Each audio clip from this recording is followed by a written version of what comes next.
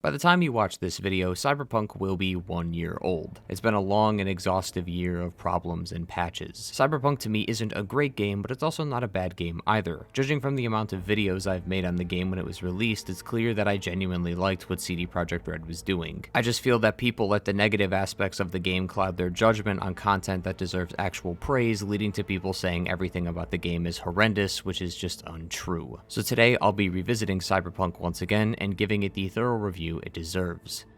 Let's get started. Usually I would start most of these videos with Cyberpunk's first impressions and how it tries to capture the player's attention, but there are more important things to discuss first, as throughout the release of the game, Cyberpunk was criticized for two specific reasons, that being its technical issues and its lack of features. For its bugs and glitches, most of its consistency revolved around your platform and your specs. I played Cyberpunk on my Xbox Series X, but a friend of mine played on his day one Xbox One. Most of the game's bugs at the time, like enemies appearing out of nowhere or NPCs T-posing, occurred much more for him than it did me. The other technical issues were based around your builds and playstyle of Cyberpunk, such as an issue where your gun would magically reload every time you swapped to that weapon. Obviously, if you use blades throughout your playthrough, then you wouldn't experience this problem, but that doesn't mean it didn't exist. So to make this easier, I'll just be going over all the bugs I found during my two playthroughs, then discuss it afterwards. The first problem occurred right in the beginning of the game during my Corpo life path, and it's related to not being able to answer the phone. Thankfully, the game answers the call for you anyway, but there were numerous times I would try to answer the phone and wasn't allowed to. Just like it was on day one, this car doesn't load in sync with the cutscene, causing the car to look untextured. I don't know what caused this next one, but apparently if you run too fast to the helicopter, it won't take off in sync with the player, as it's technically supposed to ascend before you get up the stairs. During the scene where Takamura and V defend themselves from Arasaka soldiers, the first guy actually phases into the game rather than drives on screen like he should. When doing the side quest where you have to rescue the surgeon for Dennis, his voice changed tones mid-dialogue. I know, here. May this blade serve you well. Right after this, I went to clear a few NCPD assault activities, and during combat, my shotgun would just not fire. This continued even after I had switched weapons. Surprisingly, I had only one crash, which occurred while driving after talking to Wakako. This next one happened quite a bit and is definitely player dependent, as numerous times, especially during brain dances, the audio would overlap and then just cut off so the next line could start. Chopping people up, they were scrolling XBDs. Okay. Coffee was cold. Like from the day before. Pizza looked fresh, used though. to have a big so? The brain dances in this game are obviously quite boring after the first time through, so I wanted to finish them as fast as possible, which caused Judy and V to have multiple conversations at one time. The only way to prevent this from happening is to not go too fast during the brain dances, but obviously the player shouldn't change their way of playing just so the problem is fixed. Our next bug occurs numerous times where for no clear reason I couldn't drive in a certain direction and was stuck. This happened a few times when entering the Aldecaldos camp, but the game blocks you on purpose so you don't run everyone over, but in this instance I was just in the middle of the road, nowhere near the camp. Immediately after this, as I was approaching the objective, the game stopped me too far and I couldn't progress. The game attempts to slow the player down so the interaction between V and Panam can start, but the game doesn't stop you on a dime, rather brakes for you. The game also relinquishes control of the vehicle since Panam is supposed to drive right after this. So if you go too fast, the game will stop you past the objective and leave you stuck in the car until you reload the game. Onto the more infuriating bugs, the black bar during the Samurai concert still exists and continues to sour my mood every time. During the mission with Takamura and V where they're at the market, there were no NPCs where I was, and to make matters worse, on the way there I somehow got into combat and this stayed for the entire mission. There was no enemies in any of these areas, so combat should have stopped immediately, but when time was passing due to waiting or teleporting to the next part in the quest, it still persisted. And of course, because I was in combat, the entire conversation was completely inaudible thanks to the music. Strong and disciplined man. The strongest man I have ever known. As for the others, numerous times even on release, the game would refuse to let you swap your camera angle, forcing you to drive in first person. This perk changed every time I viewed it until the description was just incomprehensible, and I also got stuck in the water and was unable to move at all, forcing me to reset. While some of these bugs were frustrating, I couldn't help but laugh at some, like when Saul just disappeared mid-conversation, when I caught Takamura T-posing, and when my gun was reloading on its own for no reason. If you've been counting along with the video, then you may have noticed that there were roughly 16 to 17 unique problems I had encountered during my playthrough. Obviously that total number is much larger as some had occurred more than once, but even more interesting than that is that 12 of these bugs were new. However, this plays into what I said earlier. I didn't use guns in my original playthrough, as that was centered around blades. So the issue related to the weapons, like my precision rifle reloading on its own, could have been in the game since day one, I just never encountered it till now. Regardless, it's clear that even after the enormous amount of patches this game received, there is still work that needs to be done. But this leads me to my next point, is I shouldn't just be focusing on the bad. CD Projekt Red did fix many issues with this game, many of them being very specific, so it's quite possible any issues you had in your previous playthrough are gone, and your game is now practically bug-free. This even happened to me, as while I don't recall all the issues I had with Cyberpunk back then, a few notable problems never occurred during my recent playtime, such as my character not being bald during the suicide ending, being able to see out of the AV during Rogue's ending, and the item descriptions not staying stuck on my screen anymore. As for my final thoughts on this section, it's clear that while CD Projekt Red fixed lots of bugs for many players, my experience is the only thing I can go off of. Your game could be worse or better than mine depending on your platform, specs, and the previous issues you've encountered. With the game continuing to introduce new bugs I had never seen before, it shows that the game is quite possibly just as bad as it was on launch, and that's not a good sign. The last thing to discuss in this section is CD Projekt Red's broken promises. This is probably what bothers me the most about this game, as what I'm about to say makes Cyberpunk sound like a completely different game on paper. A couple months after release, a Reddit thread by a user named Spikecraft was started, which was a community list of all the content CD Projekt Red had promised the players. This thread is split into two categories: features that were promised but later cut during development, and features that were expected on launch but never came. The latter is what I want to focus on more, as the former is not as problematic as it sounds. For example, in that section is the ability to scale walls. During one of the gameplay demos, V can be seen scaling a wall.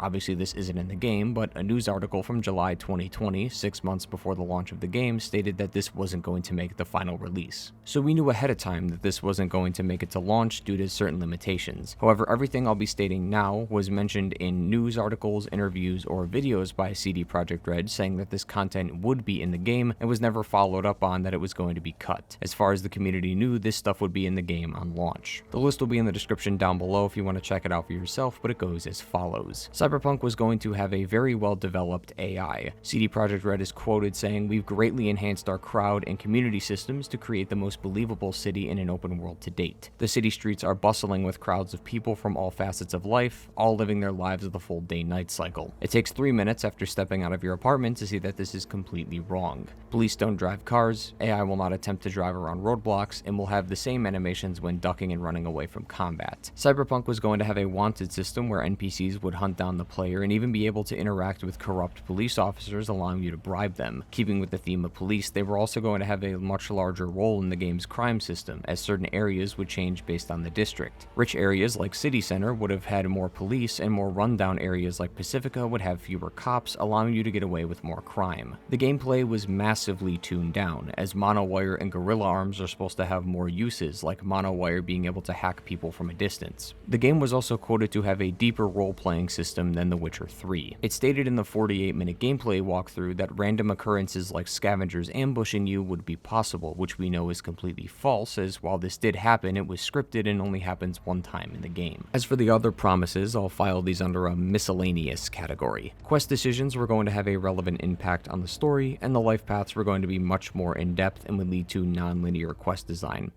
I don't think an explanation is needed on that. There would also be a meaningful day, night, and weather cycle that would make areas more dangerous by either having more gang members out at night or storms that will hinder the player. Neither of these exist or don't seem to exist, especially the weather, as the dust storm only plays a role in 2 quests. Cyberpunk would also have distinct styles of clothing and have NPCs react to the clothing you are wearing. And finally, while it wasn't stated by CD Projekt Red specifically, I think it's quite obvious that it's industry standard to expect your game to run smoothly on launch. This isn't even all the stuff in this list. I highly recommend you check out that Reddit post in the description, or better yet, watch any video on Cyberpunk prior to its release, like the trailers and gameplay demos, and you'll see just how much is missing from this game. I am completely aware that everything shown was from a demo build of the game, and of course is subject to change. CD Projekt Red did a good job of telling us that some of the content in the game wouldn't make it to its full release, like scaling walls and vehicle customization. So why did they mention these but not the dozens of other pieces of content that would be missing? On paper, this sounds like a completely completely new game, and a game I'd much rather play compared to the one we got. While I do have some issues with the game itself, what I am more upset about is the content we were promised but never received, as now I feel like a fool, and that's downright embarrassing.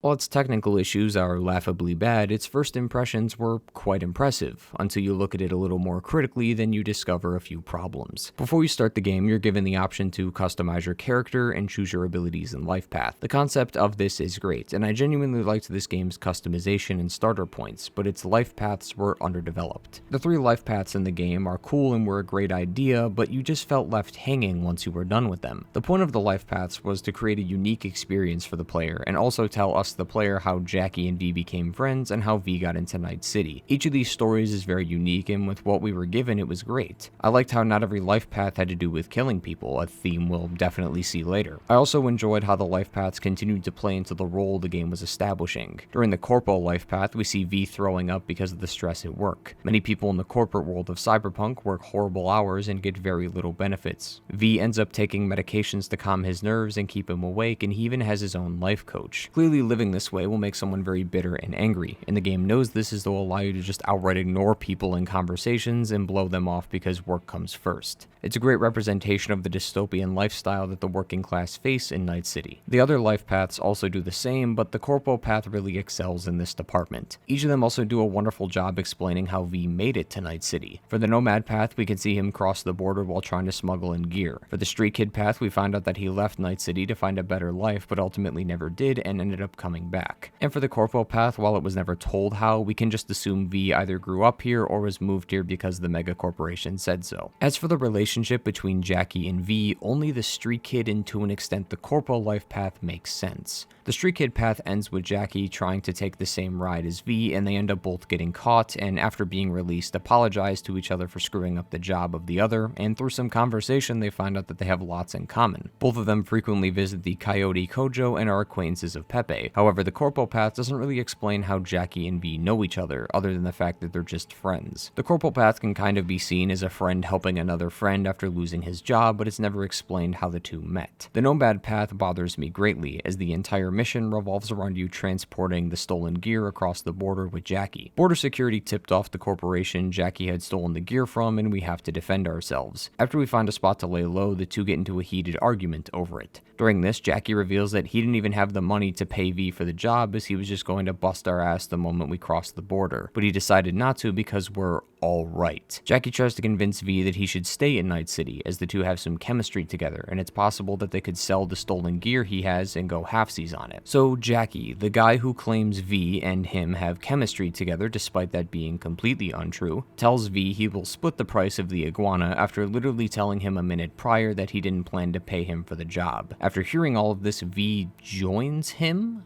How does that make any sense? Who's to say that Jackie won't split the price 50-50 and skip town again? These two are literal criminals. Once someone ruins your trust, it's all over, especially if it's a person you are just meeting for the first time. So the fact that V partners with him is completely idiotic and is 100% forced onto the player, since they need V and Jackie to be friends and to make it into Night City. Thankfully, the life paths don't just stop here though, as the game will provide the player with unique missions and different dialogue options throughout the playthrough, except the dialogue options don't change anything within the story, as it needs to be accessible to everyone, and the option rarely appears throughout the game, so they barely feel usable. There are more speech checks and dialogue related to your skills rather than your life path. As for the missions, there is only one mission per life path, and there really isn't much substance within them anyway. It's sad how none of them truly matter, and if we were to get into the storytelling of the game, many would agree that the street kid is the only canon option. No matter the life path, V becomes a merc and goes into a life of crime, doing jobs for clients that more than likely result in people dying. This feels like the street kid path, as you're going to fixers and clients for jobs. You aren't living out in the outskirts of the city smuggling in gear, and you're not contacting people from your prior employment, so it just feels like V was meant to take the street kid route. This makes the life paths completely useless, as all you're really getting is a 20-minute introduction to explain some minor backstory, which leads to the same start of the game and only gives you one unique option and a small amount of opportunities to actually use your life path background and dialogue. Cyberpunk's first impression initially was well done, as it has a robust selection of customization to make you feel unique, and 3 life paths that would have given the player a unique introduction and backstory to their character, allowing them to build a much deeper connection to them until they realize that the life paths are either rushed or feel forced and are never brought up again, making that intro worthless. While the game does gatekeep the player after this, allowing them to travel only within Watson, we can technically start the optional content of the game. I've been a fan of the cyberpunk aesthetic since I first discovered 2017's Blade Runner 2049. It's a world that is overwhelmed with technology, where people are more likely to have cyber implants in them than be fully human. While on the surface it sounds great, once you dig deeper you realize why the style is considered dystopian. CD Projekt Red nails the setting of this game. It feels like a cyberpunk style city, and it checks all the boxes that a place like this should have. The world is supposed to look great on the outside but be terrible on the inside. Night City is overrun with crime and is policed by the law that would rather shoot first and ask questions later. The city itself is free from government rule, which means it's highly regulated by megacorporations, which is why Arasaka has such a big influence in the game. Night City citizens are always one wrong step away from death, as the gangs, police, and megacorporations poach as much as they can out of the working class. Besides the groups within Night City, the everyday citizen has all the effects of a highly advanced society within a cyberpunk world. Everyone is below the poverty line, with only the megacorporations having enough money to survive, and with an increase in production across all industries, pollution and climate change are major contributors to the city's conditions. Cyberware has become a commonplace within Night City, but due to the aforementioned details, faulty black market cyberware runs rampant, and should someone add too much cyberware to their body, they could develop cyberpsychosis. To combat this, the police once again just prefer to eliminate the psycho rather than treat them. It's very clear that this world sucks, and CD Projekt Red does a great job of conveying the dystopian feeling of the game by expanding on one of those details. Cyber psychos can be found throughout the game, and each of them tell a story about the people that are living with this illness. I did an entire video back then based on this exact topic, as I felt this was one of Cyberpunk's greatest strengths. These were so different from the other side activities in the game, as you weren't always shooting at people. It was either about navigating the area they resided in or scanning around looking for clues. Each of these areas usually has a story along with it, whether that be from shards or the actual mission itself, and all of them are great. One encounter was about someone who was kidnapped and had implants forcibly put on them. Another was about a girl who was tricked by her sister into getting faulty implants because she wanted to ruin her sister's beauty. She would then go on to marry her sister's fiance without her knowing. This already sounds tragic enough for her until you realize that all the cameras near the crime scene were from a TV studio who was filming a reality TV show. They knew about the sister's rivalry and let the girl know of her sister's attempt to marry her fiance. The studio did all of this traumatic stuff to her for just a few clicks, and it really portrays the terrible motivations behind reality TV. Probably my favorite was a random guy on the end of a bridge. He's backed himself into a corner, but has managed to fend off all the police that have arrived. After subduing him, you discover from his laptop that he's a combat veteran who suffers from severe PTSD. Thankfully, at his current job, there was a PTSD program that he could enroll in, but he was eventually fired and lost that privilege, leaving him no way to handle his problems. This caused him to not keep a job, causing him to be homeless due to no income, and eventually led to how we see him in game. There are 17 of these encounters in the game, and I can't think of a single one that was bad. Each of them portrayed different people from different walks of life and showed how they got cyberpsychosis and how they're currently dealing with it. It's truly one of the best groups of side content in the game, which actually makes me extremely upset, as this is overshadowed by all the other activities that are some of the most boring content I've played in a video game. Besides the cyberpsychos, we have gigs and NCPD hustles. The gigs are a toss-up. Most of them have the same content, and depending on your build, might seem like the same mission. There are a few gigs that are quite boring, but do become very exciting when you switch your playstyle. Like this gig where I needed to take some guy from this building and put him in the trunk of a nearby car. If I were to shoot the place up, I would just kill everyone, then carry the guy's body out. But if I were to play a sneak character, then I would try to avoid detection by sneaking my way in. Like I said, depending on your playstyle, some may feel unique, but most of the time it's the same content. The NCPD hustles, however, are just awful.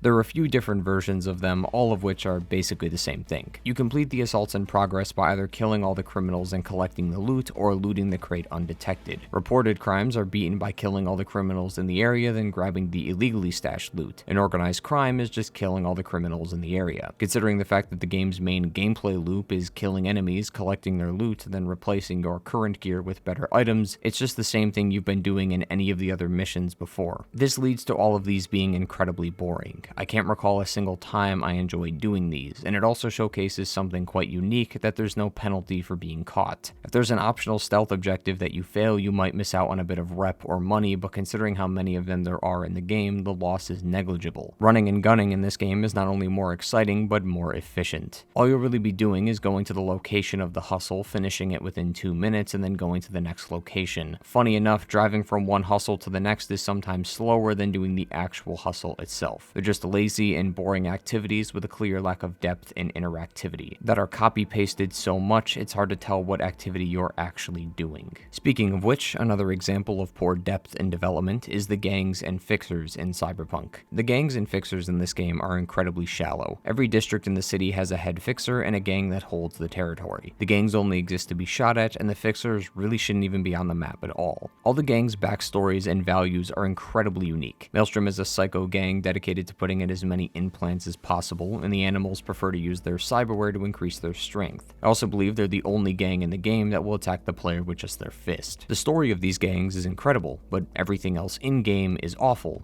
because there is nothing else. On rare occasions, you can work with certain gangs, like the Voodoo Boys or Maelstrom, assuming you pick the correct choices, but that's just in one mission. Some of the gangs, like 6th Street and the Tiger Claws, do absolutely nothing with the player, so they are literally just made to be shot at. There is no way to be recruited into these gangs or even ask them for assistance. It feels like such a waste of potential, as these gangs could have had a much larger role in the game, but they were just put to be target dummies. The fixers fall into the same problem. The only thing the fixers do is call you about missions and call you about cars. Them calling about cars just feels so far off from what they actually do in the game. I feel like CD Projekt Red needed some way to give the player new vehicles, so instead of just adding car dealers, they just gave them to the fixers, and it's not even that engaging either. The fixer just randomly sends you a text of a car nearby, to which a map marker of its location permanently stays on your map. To buy the car, you just go over and hop in, and the game will take your money. I'm pretty sure all these vehicles just exist on the map. You can't steal them from people or rob the keys from the owner, they're just cars that exist. The missions are just as bad. The fixers will call and text you about mission details. Seeing as most of these missions are pretty much the same thing, minus a few instances, there's really no point to read the details since you already know what to do. You either kill or sneak your way into this building, then either grab the loot, rescue the person, retrieve the car, etc. This is all the fixers have been reduced to. You can visit them on the map, but you're only given 2 to 3 dialogue options, and that's all. Something as small as giving them a personal mission would have been great. Not something from a client, but an issue that they have that you need to fix for them. The game was almost going down this path with Regina, as she's the one who wanted you to help with the cyber psychos, and she believes a cure can be made, but nothing came from it. These missions could play into the fixers' backstory and be able to make them feel like actual characters. There's just a clear lack of depth with both the fixers and gangs, and it makes it really hard to care about them. Everything we've talked about makes Night City look great but feel empty. Night City is a dystopian setting, and if you were to walk along its streets and look around, you would notice it immediately, but venture too far off from those streets and you'll see the real Night City, a place that doesn't provide the player a way to customize their character, car, or apartment, a way to store said cars, and also doesn't give the player a reason to care about its handcrafted fixers and gangs, as they're either just people in your contact list or target dummies waiting to be shot.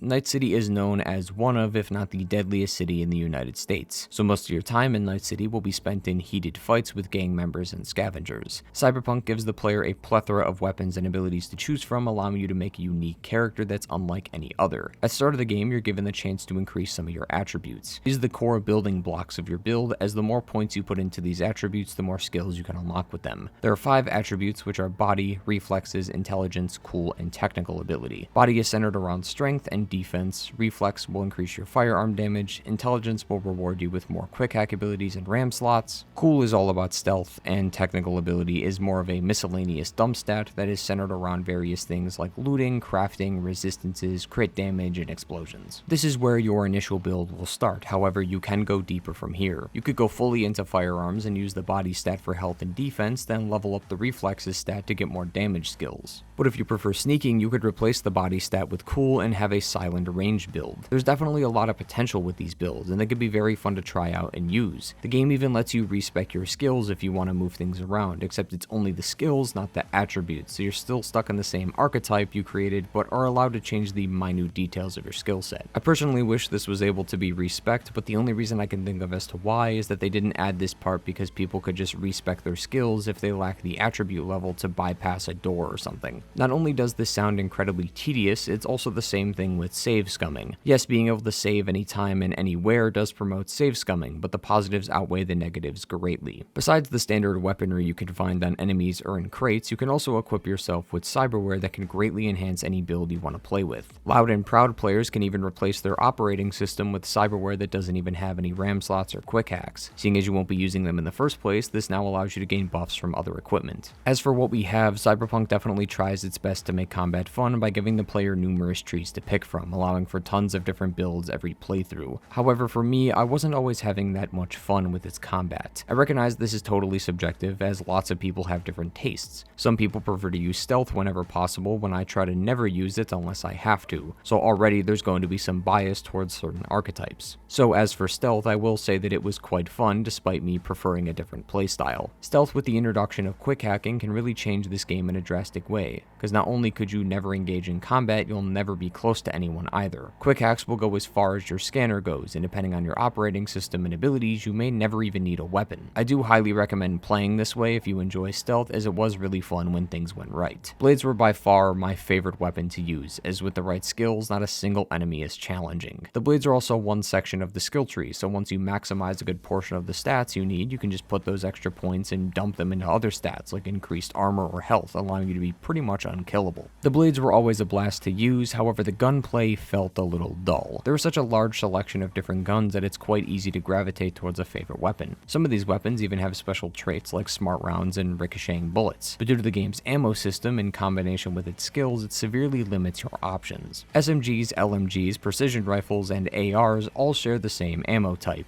and all of these but LMGs are in the same skill tree. So you can have an assault rifle, SMG, and LMG on your character, you're just going to waste all your ammo. Since the game gives us 3 weapons to use, we need to fill those other roles, which are either shotguns, pistols, snipers, or even melee if we wanted to dabble into it. But due to how the skill trees are separated, you'll more than likely have 3 guns with mediocre upgrades, or 1 gun with incredible upgrades, and the other 2 with next to nothing. And while it's not the end-all be-all of this game, the upgrades are very important, as they do make your weapons stronger. This also becomes more of a problem later when you have to change weapons. The same weapon you're currently using could be swapped for the same one, since the enemy that died was higher than you, thus making that gun automatically better. While this example is not as bad, it becomes a problem when you have to swap a weapon that you didn't want to use but now need to use because its stats are just better. This also goes for your armor as well. This game is one where you need to prioritize your stats or your fashion, as there's no way to change the look of the armor and keep its stats. The very last part of its gameplay though is its crafting, and to be completely honest with you, I've never touched crafting in this game. I find it extremely unnecessary. Crafting is nice if you want to make more grenades, health inhalers, or even make upgraded versions of legendary gear, but I never needed to. Most of my armor and weapons were getting outclassed as I ranked up, so there was no point in spending all this time and money on upgrade components when they would just get outmatched by any weapon. To add to this, I also never ran out of inhalers or grenades. I could definitely see some use out of it on higher difficulties when you need a specific health booster to heal, but I just never ran out. Assuming you loot enough of the bodies in each area, you'll have more than enough gear to go around that crafting was just an afterthought to me. Cyberpunk's gameplay variety is very fun, and does allow for lots of creativity when it comes to builds you want. It allows for endless possibilities, and that is a very important feature for a game like this. But while its blades and stealth were fun, the gunplay in the game just felt a bit confusing, as it seems to encourage using a diverse arsenal of weapons, but it also hinders the potential of said weapons by making the ammo the same for most of its guns. So far, I've definitely been critical of this game, so it's time to change that, as Cyberpunk's biggest strength is in its side quests.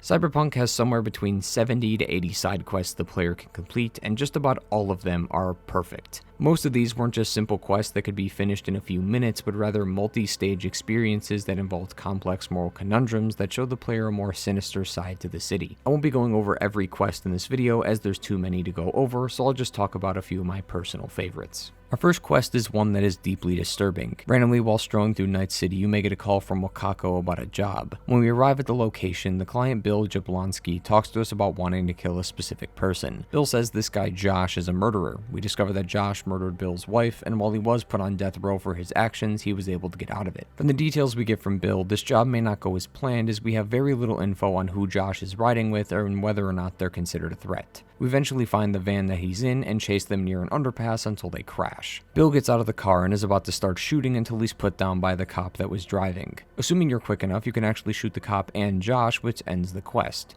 Wakako will pay you for your trouble and you'll go on your way without even knowing that there's a quest tied to this. If you let Bill get shot, Josh will vouch for your safety and instead asks you to accompany him on his journey. It's a strange request, but obviously we have to accept to continue. Already, I love the way this mission starts, as you can go an entire playthrough without ever seeing the full story of it. Wakako even drops hints about this as she asks V what he thought about it. Why would she ever bother bringing that part up? Even if this was something she says all the time, from our perspective, what was there to understand? We killed a murderer and we got paid. It's a brilliant way of telling the player that there might be more going on here. This part of the quest was also really well written, as when you talk to Josh, he refuses to elaborate on anything until you get in the vehicle. So you either say no and live your life wondering what he wants, or give in and say yes so you can see what's going on. Josh is a murderer on death row, as told to us by Bill. The reason he escaped his death was that he claimed to have found God during his time in jail. This isn't the exact reason why, but it's more related to the characters in the car with us. The cop Vasquez is the guard, and he's there to make sure Josh doesn't run off. But Rachel is from a media company who's planning on filming a documentary about him. In fact, we already know what that documentary is, as we can see it plastered all over Night City. Josh also lets us know that we're going to see someone today, which is why we're traveling in the car together. The person we meet is a woman named Zuleika, and it's at this table where we discover the whole truth. Josh murdered Zuleika's brother and was receiving letters from her while he was in jail. Zuleika came to accept and forgive Josh for what he did, despite how traumatic this must have been for her and the family. Furthermore, we find out that when Josh claimed to have found God in prison, a braindance studio, the one Rachel works for, wanted to make a video out of it, and Josh took up their offer so that his death can be used to show others that redemption is possible.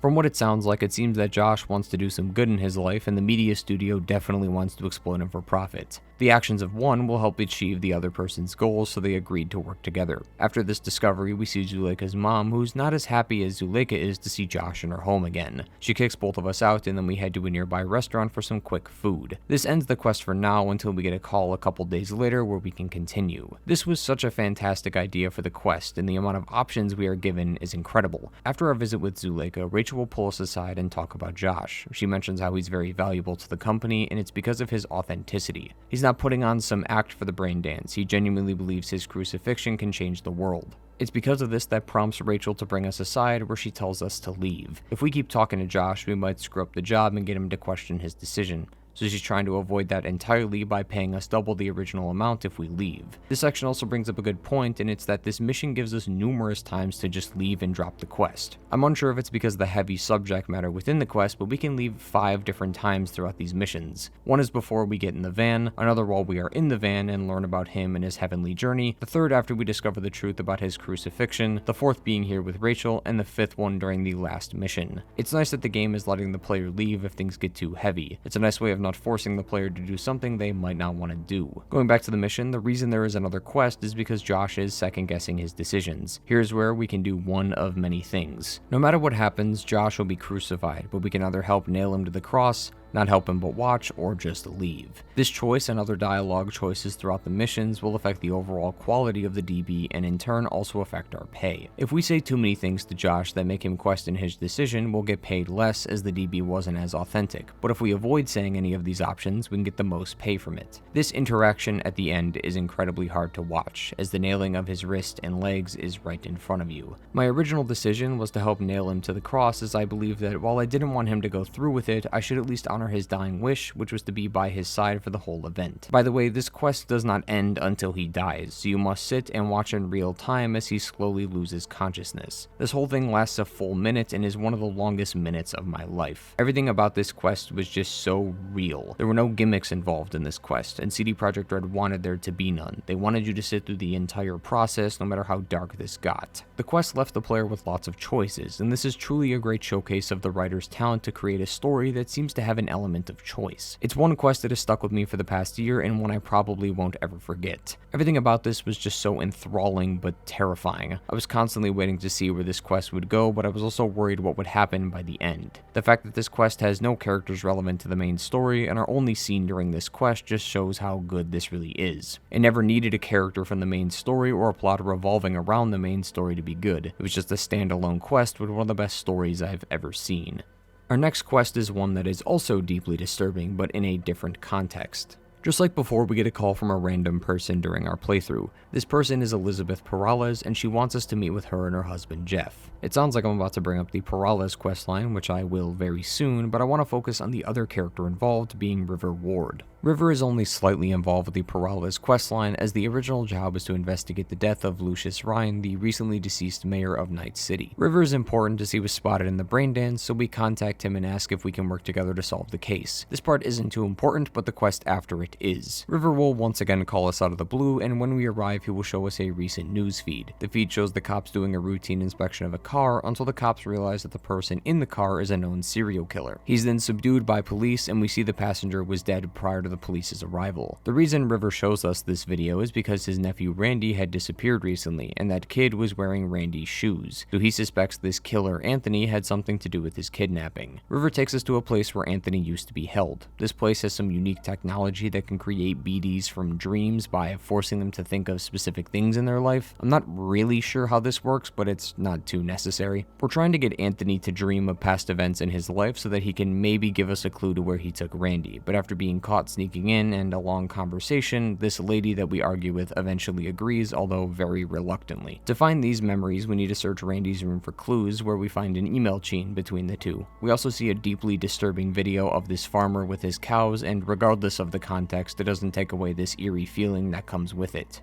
After talking with the employee from earlier in the mission, we can compile a brain dance and see even more disturbing stuff about Anthony's childhood. His dad forced him to help around the farm, and since Anthony was a kid at the time, he obviously didn't know too much about farming, so he was bound to make mistakes, and whenever he did, his father would ridicule him for it. He also had so much pent-up anger from his dad that he even lashed out and killed his mom. Shortly after this, the father's business would fail, and due to this failure, he would kill himself. So now Anthony was an orphan with seemingly no friends or support system to manage his problems. The only thing that kept him calm was that cartoon of the farmer earlier. He became so fascinated with the farm and that cartoon that he continued his dad's work of running the farm, but instead of using cows, he used people. They were all hooked up to these giant machines that pumped various chemicals and gases into their lungs. Through the brain dance, we managed to discover where the farm is, and after breaking inside, we can rescue Randy and all the others that managed to survive. This, just like the quest with Josh, was such a memorable experience. It was a shocking and horrifying investigation where the outcome was never certain. It was never clear if Randy was actually going to survive or not, and that added some urgency and tension to this quest. Something I discovered recently was that you can actually fail this quest. If you don't get enough evidence during the brain dance, we have to choose between two farms, and if you choose the wrong one, then Randy dies. I'm honestly surprised this was an option, but this just adds another layer of urgency, as Randy could actually die if we choose wrong. Detective quests in many games are always really intriguing, especially when they play into the world of the game. And with a game like Cyberpunk, where the world is technologically advanced, anything can happen, and I think that's a big reason why this was so fun. We truly didn't know how the cyberware and technology of Night City would have a hand in this quest structure, and the way it was utilized was really impressive.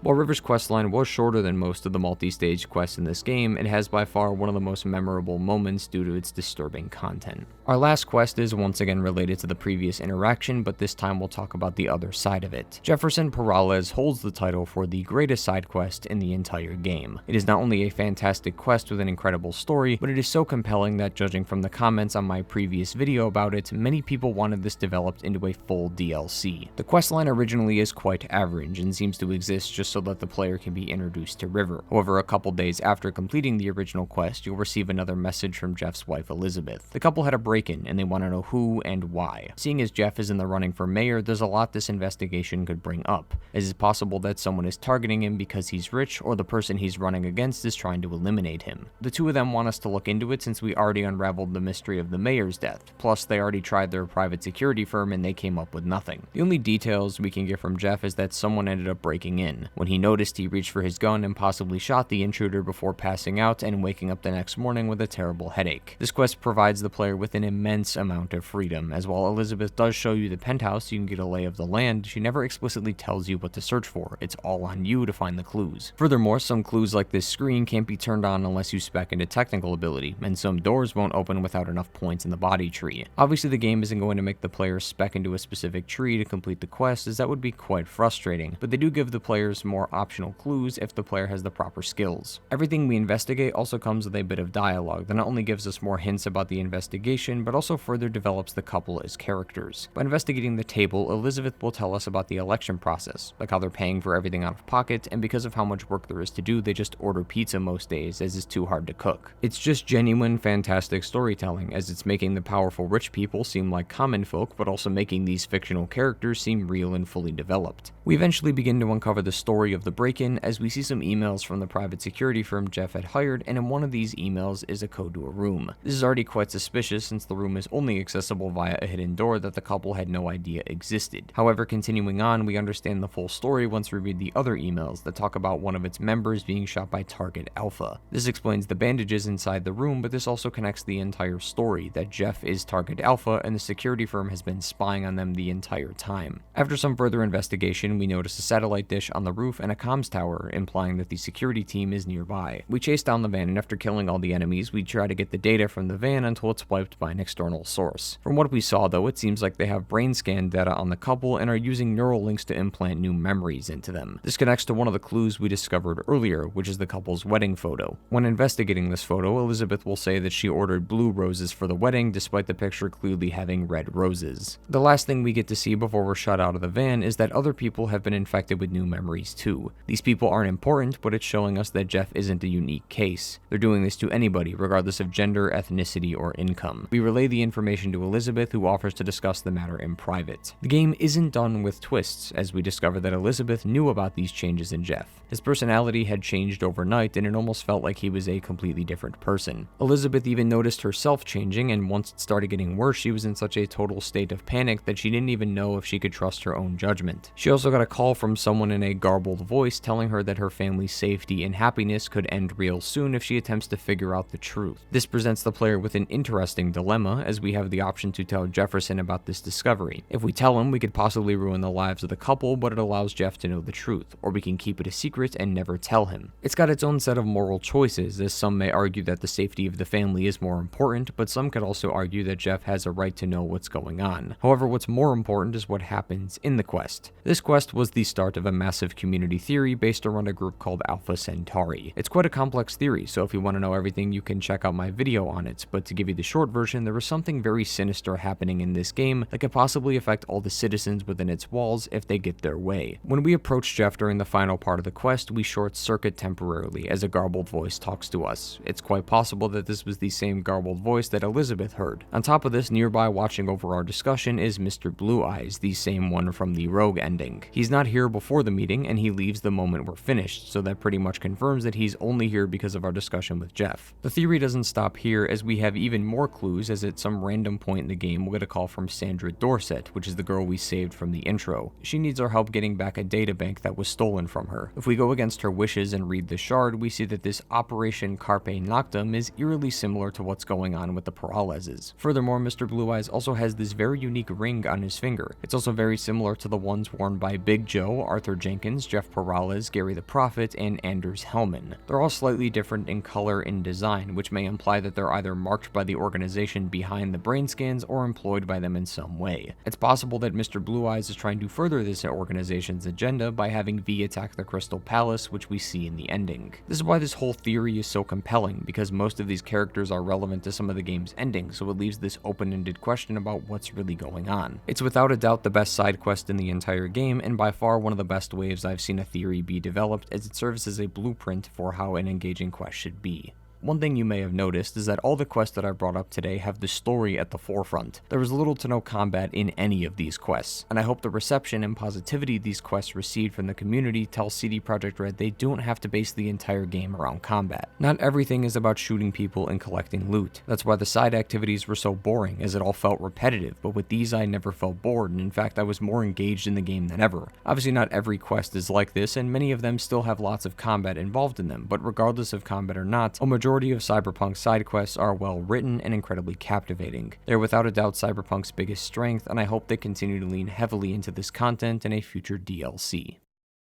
Keeping with the theme of positivity, let's end the video on a high note and talk about its story. I think this story is fantastic. Is it the best narrative I've ever seen? Absolutely not, but just by playing this game you can tell that there's lots of passion put into it. Furthermore, the themes within the game are quite thought-provoking, and if a game can make me think about its story even after finishing it, then it succeeded. Cyberpunk is a story about the race to immortality, how the rich will continue to reign over the poor forever, but it's also a story about one specific merc who wants to make it to the top. However, due to certain choices and actions throughout their journey, that dream of theirs will come crashing down. The game is split into 3 acts. Act 1 is before meeting Johnny, Act 3 is the ending, and Act 2 is everything in between. Act 1 on a first playthrough is really exciting. It's the beginning of a new game, so you're eagerly waiting for what comes next. After completing the life path, we get a 6-month time lapse of V and Jackie's life until we're given control again and are about to start a job. I have an obvious issue with that time lapse that many of you will agree with, but I'll get back to that later. The first job is quite basic and is more to get you familiar with all the game's mechanics. After this mission is where things start to evolve, as we are notified that the police are shutting down the Watson district. The game locks us out of the other districts until the first act is over, but it still gives us all the content within the district, so it's a nice way to ease the player into the game's side activities but not overwhelm them by unlocking everything. We're still not done with the tutorials, as we're introduced to the Ripper Doc clinics and then are given a quest with a great deal of choices. CD Projekt Red did an incredible job making the first act, as I was able to see everything the game had to offer, but was also only allowed to go within the first district so that I never felt lost trying to explore the whole map. That mission I previously mentioned is quite impressive and gives the player lots of freedom. The main goal of the mission is to obtain this flathead bot from the gang Maelstrom. Dexter Deshawn, the one who gives us the job, has already paid for it, but never got the bot and is hoping we can handle that issue. While Maelstrom seems like the only people involved in the quest, there's also a woman named Meredith Stout who's involved. There is an optional objective to call and meet with her, which can potentially lead to a deal. The other person with her is Andrew Gilchrist, who is also important. So now we have 3 different people that can be affected by our choices.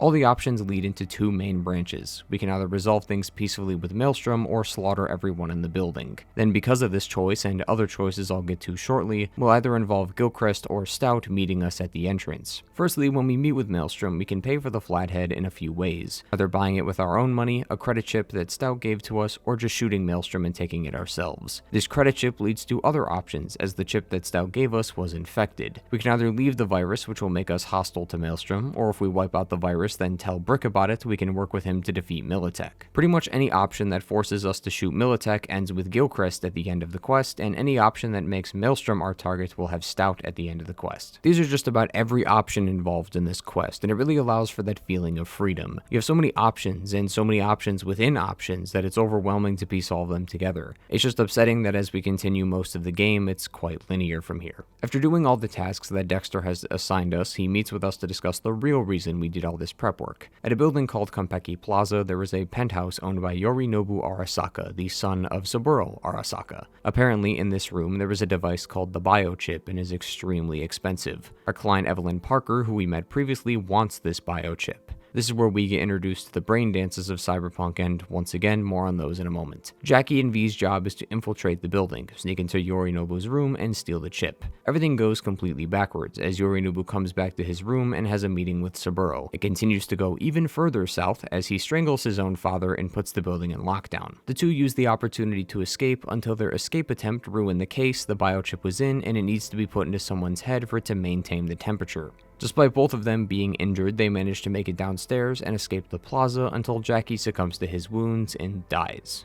So, where to begin? Firstly, this act was a roller coaster of emotions, in a good way. It was a really well-made first act, although one of my biggest complaints is this act's length. Even on repeat playthroughs, assuming you skip through all the dialogue, this will take about 2 hours. I don't consider the game to start until Act 2, as that's when everything is open and available to the player without any restriction. This act is actually what stops me from playing the game sometimes, since I know I need to get through this incredibly long act before I can actually explore Night City. What definitely doesn't help is that long brain dance introduction too. On your first playthrough, the brain dances were great, but now knowing I have to go through them again on another playthrough is just exhausting. This is what makes this act so hard to talk about. Running through this on your first playthrough is wonderful, and I have no issues with it, but on future playthroughs it starts to become really tedious. While this does bother me, it is really situational, as not everyone will feel the same about the first act as I do, and some people may not even play the game for another playthrough. Regardless, what's more important is Jackie. I've come to the conclusion that CD Projekt Red did not care about Jackie, as they wanted the player to focus more on Johnny than they did Jackie, which is quite ironic considering more people like Jackie. The reason I say this is because of the time lapse from earlier and his death. The less time we spend with Jackie, the less opportunities we have to build a relationship with him. I would have much rather preferred the game just make me do these missions with Jackie rather than just showing us a time lapse because I stopped caring. We aren't building that connection together through our jobs, and we're not feeling like an actual team. We aren't helping one another during combat engagements or just working together. The intro is a really good example, as you and Jackie can work together to defeat the guy with the machine gun by being a distraction while Jackie tackles him. You feel like a fully functioning team that is working together to achieve a goal. Everything else you do with him doesn't feel like this. The only times we join him are when we buy the flathead and when we steal the biochip,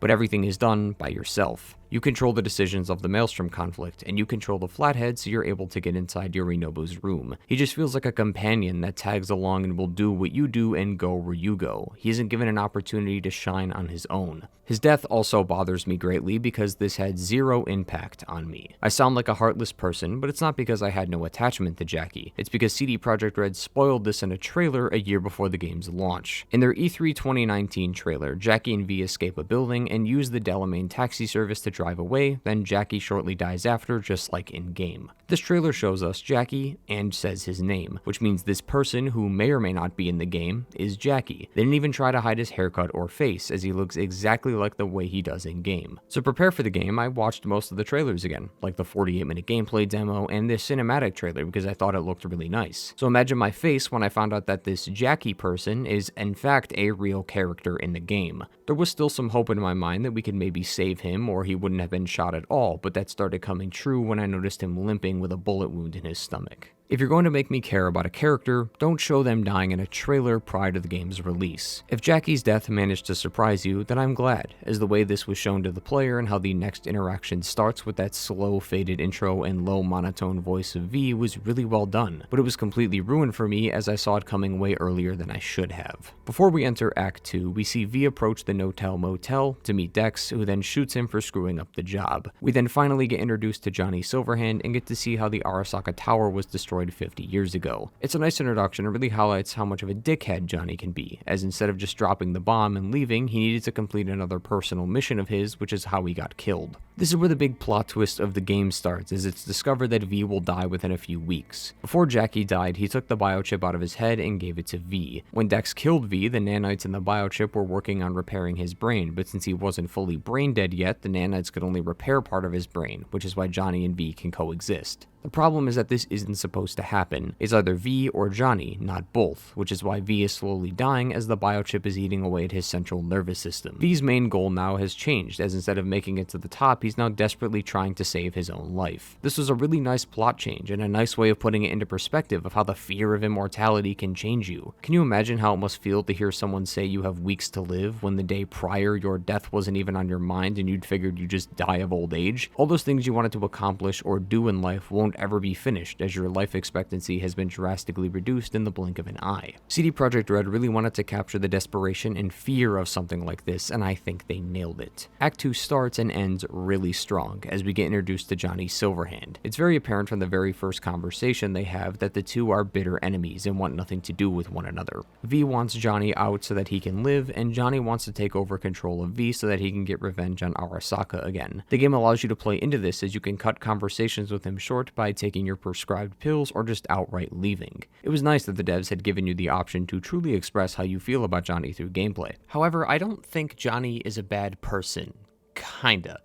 Yes, he's still an asshole who killed a ton of innocent people, and his ego never really goes away throughout the game, but at least between him and V, things do change between the two. Johnny gets more sentimental and calm in the later parts of the game, and he comes to accept the fact that he can't change the world and he's just a ghost in V's head. V is also dealing with this frustration, as the entirety of Act 2 is about searching for a cure. He tries to find Evelyn to see if she has any info on the chip, and this doesn't work. But thanks to some brain dance, V ends up working with the Voodoo Boys, but that didn't work either. He even captures the creator of the chip, and not even he can help him. These failures aren't just affecting V, it's affecting us too. We're like detectives trying to find new leads, but every single one we find leads to a dead end and we're running out of options. The two of them are struggling together and eventually learn to accept the other and are willing to help one another to complete their goal. The two by the end of the game have seemingly exhausted every option possible except one, as the only one that has shown any promise is Hanako Arasaka, the sister of Yorinobu. Thanks to our interrogation with Hellman, V is able to download the blueprints of the biochip and uses this data to strike a deal with Hanako. The start of Act 2 sees V being rescued by Takamura, the same one who guards Saburo Arasaka. Takamura is the only one who believes that Yorinobu murdered Saburo. Takamura is also on the run as Yorinobu betrayed him, so he wants to get back at Yorinobu and find justice for Saburo. So Takamura works with V to discuss each other's plans and eventually agree to meet with Hanako. Takamura wants to meet with her to prove that Yorinobu is a killer, and V wants to meet with her to see if she can get him access to a place called Makoshi. Makoshi is the only reason that Johnny is alive and in our head. After blowing up Arasaka Tower, they stored his soul on a data drive and kept it in this place called Makoshi.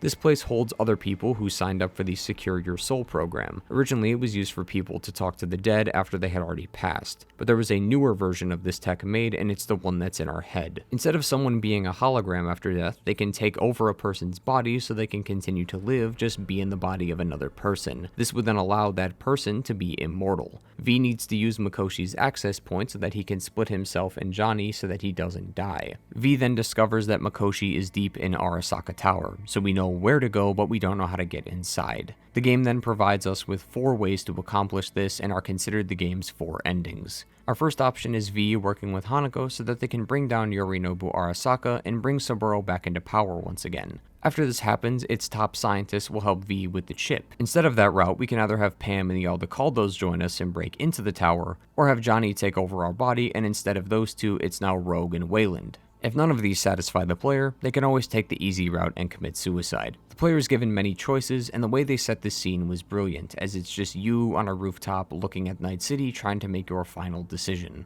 The game lets you sit here as long as you need, so you never need to feel rushed about your final choice. CD Projekt Red wants you to consider everything you've gone through and everything you felt throughout the game and use those emotions and feelings to make a decision. Each ending invokes something throughout its time, and it gets the player thinking about their decision. What really hits the hardest is the moment when you discover that every ending ends in your death. The biochip has progressed so far that survival is not possible anymore. It invoked a feeling in me that I haven't experienced in many games, that feeling being that everything I did was completely useless. We were doomed from the beginning and it was all for nothing. That's what makes these endings so great, and this decision has an impact on other people's lives, not just your own. If you join Arasaka, then we discovered that they used you as a test dummy and were able to replicate the process, allowing Saburo to live in Yorinobu's body. Saburo is no longer bound by the body and can simply take over a new one when the current one he's using has passed. In our desperate attempt to help ourselves, we let the biggest corporation in the world learn the secret to immortality. If we do the suicide ending, then we affect everyone that we've ever met. It's the easy way out and the least bloody option, but what's the point of going through all this work just to give up at the very end? The final 2 decisions are not just about Johnny and V's relationship, but our relationship with Johnny. V is destined to die within 6 months, so we either keep our body and say goodbye to Johnny, or have Johnny take our body instead. According to Alt, V's own body sees him as an intruder now, and we are left with a decision. Let V keep the body and live out his life for the next few months until he dies, or give it to Johnny, who can live much longer and also be able to experience a new life again, not bound by his rocker boy persona. It's a tough decision of sacrificing your life for a friend, or continue to live but also having to say goodbye to yet another friend. Cyberpunk's ending was fantastic, and while it was very sad that nothing we did truly mattered in the end, the way the story was told was extremely well done. As for my final thoughts on the game,